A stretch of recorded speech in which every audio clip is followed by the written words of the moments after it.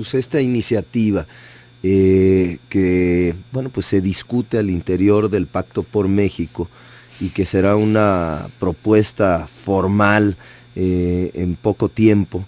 Me refiero a la reforma política en la cual, por ejemplo, el PAN, encabezado por Gustavo Madero, propone a nivel nacional el crear un gran instituto electoral nacional, ¿no? Estaríamos hablando que este gran instituto electoral fusionaría al IFE y a todos los organismos electorales locales. En Jalisco hace poco, pues hace tan solo unos días, vivimos la elección de los nuevos consejeros electorales, y en este programa durante distintas ocasiones mencionaba que probablemente nos estábamos desgastando, con todo respeto, a lo tarugo, mi querido Chuy, porque probablemente ustedes en algunos meses aprueben una reforma política en la cual ya se desaparezcan a estos institutos electorales. Bueno, pues sí, les vamos a pagar una jugosa liquidación a los consejeros recientemente electos, pero crearemos probablemente a nivel nacional un gran instituto electoral. ¿Estás a favor de una propuesta de este tipo? Ya se ha planteado, se ha discutido, tiene sus bondades, pero también hay que decirlo, puede tener algún tipo de resistencia, sobre todo en los gobiernos locales, ¿no? Que tiene que ver con pues la autonomía o la soberanía de los estados. Es decir, pues yo en mi estado soy un estado libre y soberano, y haciendo valer en términos primero de esta visión federalista que tiene nuestro país, y en segundo la soberanía, puede haber alguna resistencia, hay que decirlo. Yo en lo general me parece que puede ser saludable que un solo organismo organice las elecciones, ¿no? A fin de cuentas, federales, las locales y que sean unos profesionales, y que inclusive estos que están actualmente se puedan fusionar al federal, porque además el Instituto Federal Electoral trabaja a través de estos organismos, de estas juntas locales que hay en cada uno de los estados, así se les denomina, que no son más que las delegaciones del IFE, y que estos podrían ser esa función, es decir, que no necesariamente desaparezca, y hay una estructura, pero que de ahí lo que valga la pena se puede incorporar, pero a un solo organismo, a lo mejor ya no con esta visión de que son los únicos organizadores de procesos electorales, pero que sí sea un solo organismo, ¿no? Porque se ha acusado en distintos estados del país, y de todos los colores, Chuy, lo aclaro, que gobernadores que tienen una fuerte influencia en su estado se apoderan de los órganos electorales, nombran pues a personas cercanas a su proyecto político para encabezar estos organismos, que esto podría quitar imparcialidad de parte de los árbitros o de los jueces en las elecciones, y teniendo un órgano supranacional que pudiera tener esta organización, esta fuerza, esta estructura, bueno, podríamos limitar el que gobernadores se apropien de ello, ¿no? Que lo hemos comentado, digo, fue una de las que te comentan, las resistencias que puede haber en términos, y como lo dices tú, no solamente de un instituto político.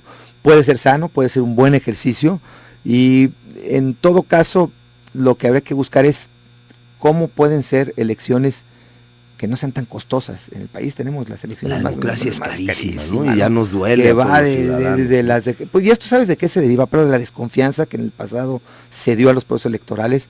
Tenemos una credencial del elector que cuesta $10, esto porque tiene alrededor de 20 dispositivos de seguridad para que no se puedan falsificar, por ejemplo, y que además ya hemos visto que se han falsificado, ¿no?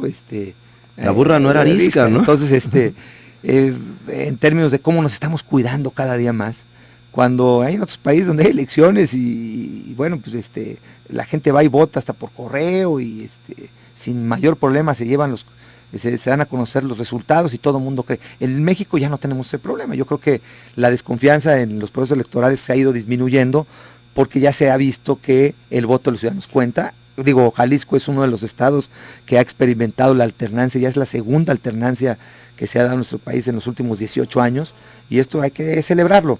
Hoy lo que tenemos que hacer es que ya hay democracia para elegir a los ciudadanos, tenemos que ir caminar más para elegir a nuestros gobernantes, ir más para allá en mecanismos como la revocación de mandato. Ya tenemos la capacidad de ponerlos, hay que ver la capacidad que tenemos de quitarlos cuando pues no resultan buenos gobernantes. Ojalá, y que después los tenemos que aguantar. Revocación de mandato. La de mandato yo creo que es uno de los aspectos. ¿La segunda vuelta te gusta? La segunda vuelta puede ser un mecanismo, pero por lo costoso que resulta en nuestro país las elecciones, y yo le apostaría más que la segunda vuelta al crear conciencia. Todavía tenemos márgenes muy altos de abstencionismo, elecciones que celebramos cuando va a votar el 60% de la población, lo celebramos con bombo y platillo, cuando sigue siendo bajo, cuando vemos otros países que el 90-95% de los ciudadanos van a votar. Yo creo que entre más gente vaya a votar, pues quedan más claros los resultados. Cuando menos gente es cuando sale en medio el empate, entonces sí podría operar ahí la segunda vuelta para pues dirimir esas diferencias tan pequeñas, ¿no?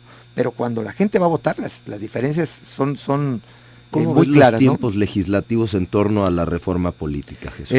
La discusión, yo creo que va a haber reformas este año, va a haber reformas muy importantes. Se ha puesto en la mesa reformas que nosotros consideramos ya fundamentales para el desarrollo de este país, que es la reforma energética y la reforma hacendaria, que son prioridades para nuestro grupo parlamentario. Se tiene que buscar que en este país todo mundo pague impuestos, sin distingos ni favorecer absolutamente hasta a nadie. Los políticos, a todos tenemos que pasar por el mismo tamiz, desde ahí nadie se debe de escapar, porque además eso se requiere, pero no solamente la recaudación, no te puedes quedar en la recaudación, en la aplicación de los recursos de la manera más eficiente, que haga más productivo este país. Y yo celebro que se haya presentado este Instituto Nacional de la Productividad, democratizar la productividad, lo ha dicho el presidente Peña, que tiene que ver con que en este país crezca, en la medida que crezca. Bueno, tú conoces muy bien, tú eres un economista, le entiendes muy bien, tú sabes que entre más recursos tengamos los mexicanos, pues hay un círculo virtuoso de que entre más dinero tienes, más gastas, pues de alguna manera dinamizas más la economía.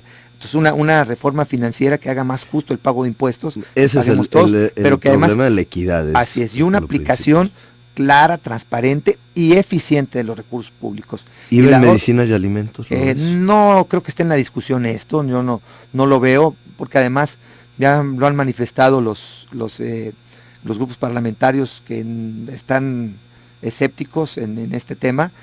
Habría que verlo cómo se viene. Se ha hablado que más bien van por los regímenes especiales, ¿no? Que es la forma insisto, de que sea más equitativo el pago de impuestos. Por otro lado, la reforma energética. Tenemos a Pemex, una empresa que sostiene este país prácticamente por precisamente el régimen tributario que tiene, prácticamente que le impide el crecimiento y que nos obliga a vender petróleo crudo y luego comprar gasolinas, y luego ahí está el tema de que cada mes... Y perderle mucho en el diferencial. Entonces, creo que tenemos que buscar alternativas para que en algunos sectores de la paraestatal se busquen alternativas, no solamente en cuanto a las gasolinas, sino buscar alternativas para nuevas formas de generar la energía que requiere este país, ¿no?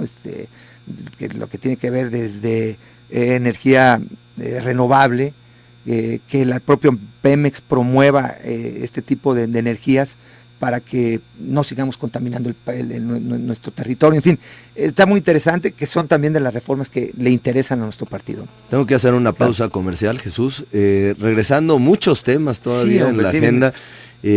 Por ejemplo, bueno, tú fuiste un gran promotor de esta ley que se conoció como Ley Salvavidas, algunos otros le dijeron Ley Antiborrachos en el estado de Jalisco, y creo que ha ayudado en mucho a reducir el número de accidentes donde se involucraba el alcohol en el estado de Jalisco, cosa sumamente positiva. Ahora se discute mediante la presentación el día de ayer de una nueva iniciativa por parte del gobernador de Jalisco para poder implementar, entre muchas otras cosas, ¿no?, medidas más duras en contra de los transportistas, pero también pues medidas mucho más fuertes en contra de los conductores, que se les sorprenda bueno, pues que están utilizando su vehículo después de haberse echado unos quiebres. Sí. Inclusive se habla de un torito jalisciense, ya está en la ley, ya establece, ahorita te lo platicamos.